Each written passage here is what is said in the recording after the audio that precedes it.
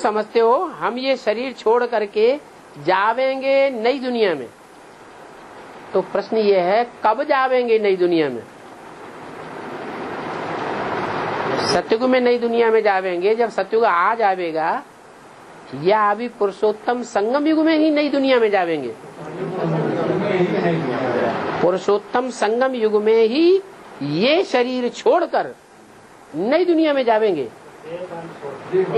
हाँ, शरीर तो बल छूटे या न छूटे, लेकिन शरीर का जो देह भान है, जो हमको अभी देह में बांधे हुए है, बार बार हमको देह के अंदर मन बुद्धि रूपी आत्मा को खींच लेता है।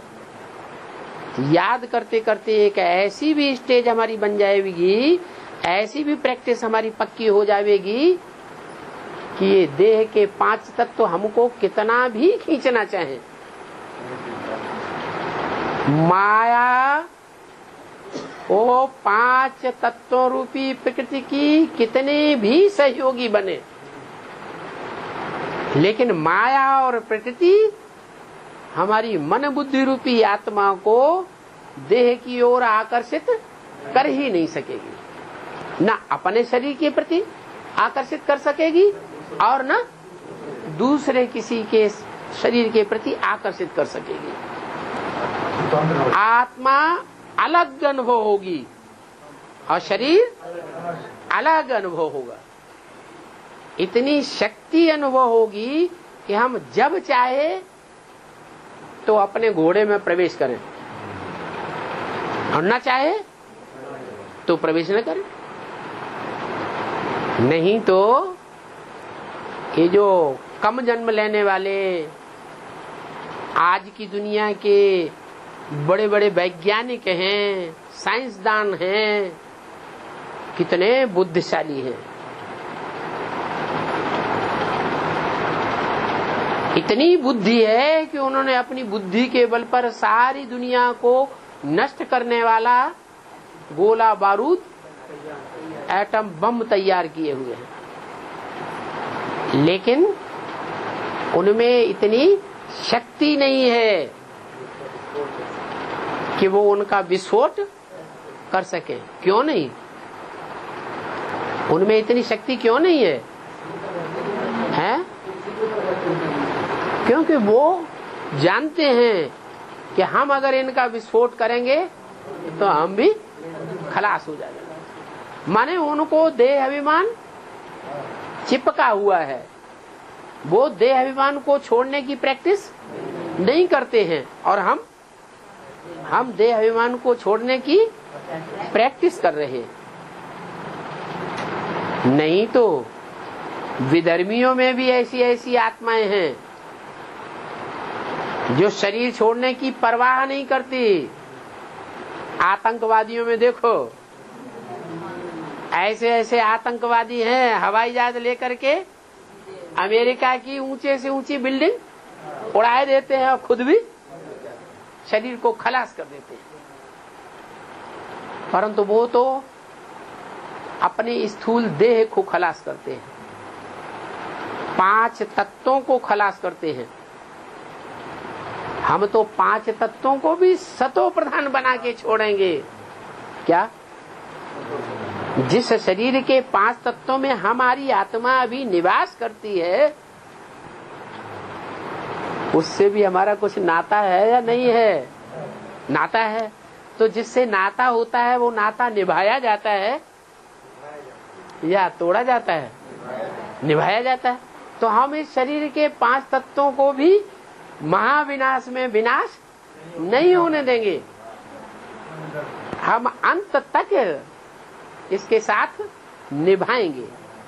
वैसे भी देखो, दुनिया में आत्मा को सबसे जास्ती प्यार किसके साथ होता है?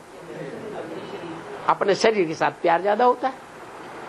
उसके बाद फिर अपने पति से प्यार होगा या तो बाप से प्यार होगा, फिर नंबरवार। ऐसे ही तो होता है। तो जिसके साथ प्यार होता है, जिसके साथ नाता होता है, संबंध होता है, उसके साथ निभाते हैं कि नहीं निभाते हैं? निभाते हैं। तो हमारा भी पक्का है क्या?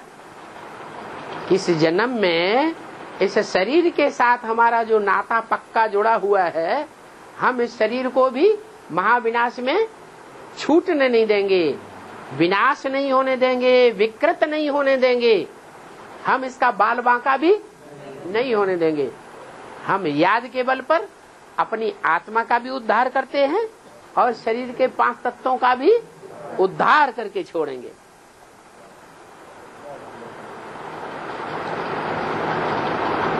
तब कहेंगे हम नई दुनिया में जाएंगे। जिस नई दुनिया में जाने के लिए तुम अभी पढ़ाई पढ़ते हो क्या? हम पढ़ाई सिर्फ आत्मा के उद्धार के लिए ही नहीं पढ़ते हैं।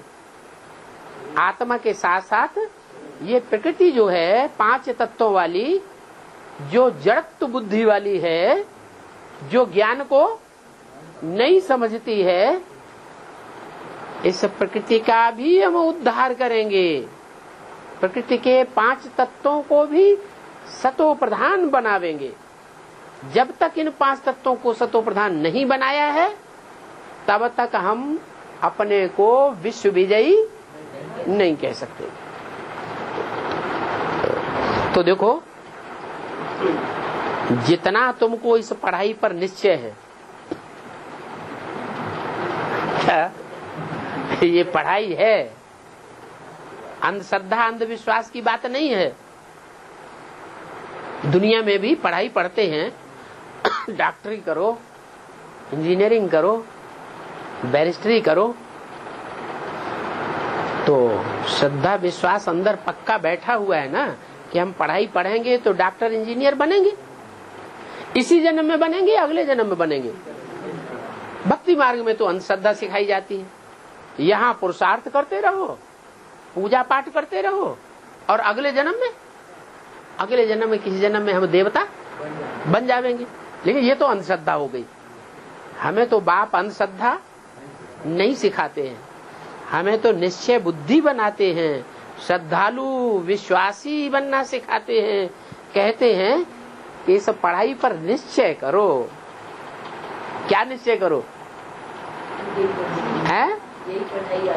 हाँ, ये निश्चय पैदा करो कि इस पढ़ाई में हम यही पढ़ते हैं और यही इस दुनिया को हम चेंज करके दिखाएंगे, और यही हम नर से नारायण जैसे बनकर दिखाएंगे, और सारी सृष्टि के 5 तत्वों को भी परिवर्तित करके दिखाएंगे। ये पढ़ाई है, इतनी ऊंची पढ़ाई और इतना ऊंचा पढ़ाने वाला दुनिया में कोई होता नहीं है।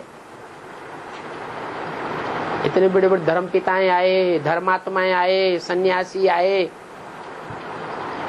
सबने आधीन बनना सिखाया या स्वाधीन बनना सिखाया? सबने आधीन बना दिया। अभी बाप आए हैं, कहते हैं मैं तुमको राजाओं का राजा बनाता हूँ। क्या? राजा किसी के अधीन नहीं होता। ये राजाई की पढ़ाई बाप के सिवाय कभी किसी ने पढ़ाई 2500 वर्ष की हिस्ट्री में? छोटे बड़े राजाएं तो बहुत हुए, फिर ये किसी ने नहीं पूछा कि इनको ये कंट्रोलिंग पावर किसने सिखाई, ये कंट्रोलिंग पावर किसने दी? अरे कोई ने तो सिखाई होगी, कोई ने तो दी होगी, किसी को पता ही नहीं। अभी बाप आकर हमको सारी नॉलेज दे रहे हैं।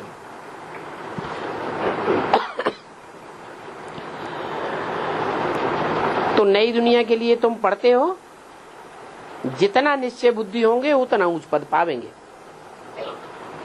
नहीं तो बच्चों को अनेक प्रकार के संशय आते रहते हैं। क्या? पढ़ाई की एक बात पर नहीं, पढ़ाई की ढेर बातों पर संशय आते रहते। कितने प्रश्न पूछते हैं, एक प्रश्न का समाधान करो तो 10 प्रश्न खड़े हो जाते हैं। जैसे शास्त्रों में वर्णन है, एक रक्त बीज राक्षस था, एक बूंद उसकी गिरी और ढेर के ढेर पैदा हो जाते थे। तो ये संकल्पों के बीज हैं। जो प्रश्न पैदा होते हैं वो भांति भांति के अनिश्चय के संकल्प ही तो हैं। एक संकल्प से कितने ढेर के ढेर संकल्प पैदा हो जाते हैं जो अनिश्चय पैदा करते हैं, समस्याएं खड़ी कर देते हैं। समाधान नहीं, बाप आकर सबका समाधान करते हैं। कहते हैं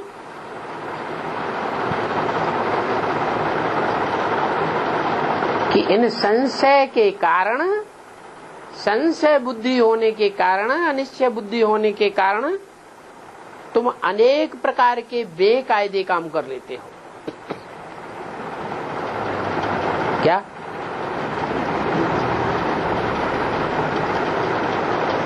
कोई न कोई संशय आता है, कोई न कोई अनिश्चय पैदा होता है, और अनिश्चय के पीछे ऐसे नहीं कि हमारे मनसा तक सीमित रहता है, मनसा से वाचा में आता है, और वो वाचा में आया हुआ हम दूसरों को सुनाते हैं, दूसरों को सुनाते हैं। वाइब्रेशन खराब होता रहता है। बाप के प्रति, ड्रामा के प्रति, अपनी आत्मा के प्रति अनिश्चय पैदा होता रहता है, और अंजाम क्या होता है? अंजाम क्या होता है? हमारा पद नीचे होता जाता है। पद नीचा कब होगा? प्रैक्टिकल कर्म करने से पद नीचा होगा, या सिर्फ मनसा से सोचने से पद नीचा होगा? जो अंदर संशय आते हैं वो हमसे बेकायदे कर्म भी करा देते हैं, खान पान आदि की फिर परहेज भी नहीं रखते। संशय पैदा हुआ, अरे खाओ कुछ नहीं होता है, ऐसा वैसे ही है। भगवान की बातें हैं। मांसाहारी देवता तो होते नहीं। देवताएं जो हैं, जो देवात्मा बनने वाले होंगे, वो मांस का आहार करने वाले तो होते नहीं हैं। पुरुषार्थ तो करना होता है देवता बनने के लिए,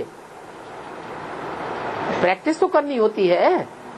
पुरुषार्थ ही नहीं करेंगे, खुला खान पान छोड़ देंगे, खुला रहन सहन छोड़ देंगे, खुला संग का रंग लेने लगेंगे, तो ऊंच पद थोड़े ही पा सकेंगे। तुम समझते हो, अंदर से ये भी समझते हो कि फलाना ब्राह्मण या फलानी ब्राह्मणी ऊंच पद पावेगी, हैं? अंदर अंदर कभी आता है कि नहीं कि फलानी ब्राह्मणी, फलाना ब्राह्मण ये जरूर ऊंच पद पाएगा? अंदर समझ आती है कि नहीं? हैं? आती है।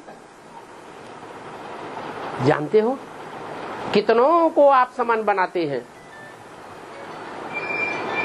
जब बहुतों को आप समान बनाते हैं, बाप समान भी बना लेते हैं, तो उनको सदा गुलाब का फूल कहेंगे, सदैव खुशबुएं छोड़ने वाले हैं। कोई आप समान नहीं बनाते हैं तो प्रजा क्या बनेगी? कोई तो बहुत साहूकार बन जाते हैं, इतना ज्ञान धन दान देते हैं कि बहुत ऊंचे साहूकार बन जाते हैं। कोई बहुत गरीब बन जाते हैं, माने कोई को कुछ ज्ञान सुनाते ही नहीं। ये सभी कर्मों का फल है। तुम्हारा भी कर्म का फल होगा ना भविष्य में।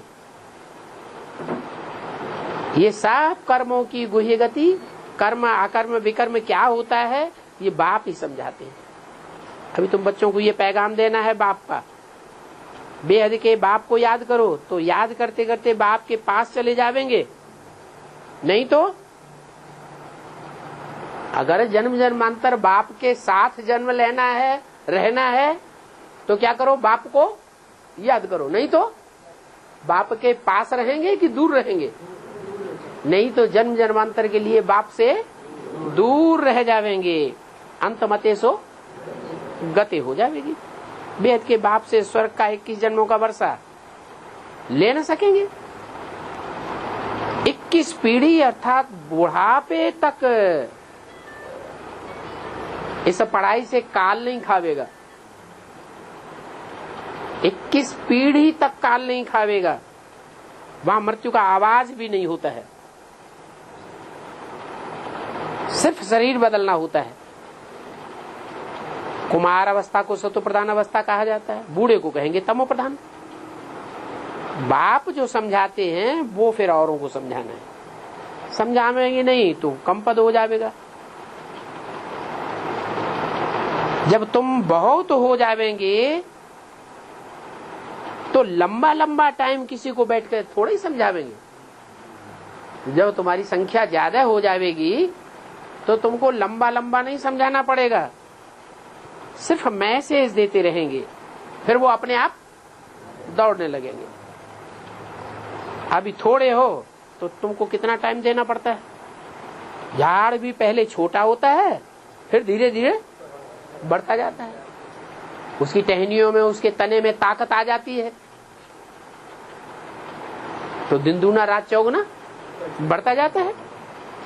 जब तक सूर्यवंशी चंद्रवंशी दोनों तैयार न हो क्या, तब तक लड़ाई लग नहीं सकती। सूर्यवंशी भी चाहिए और चंद्रवंशी भी चाहिए। दोनों की राजधानी का फाउंडेशन जब तक नहीं लगा है तब तक लड़ाई नहीं लगेगी। तैयार हो जाते हैं तो लड़ाइयां शुरू हो जाती हैं।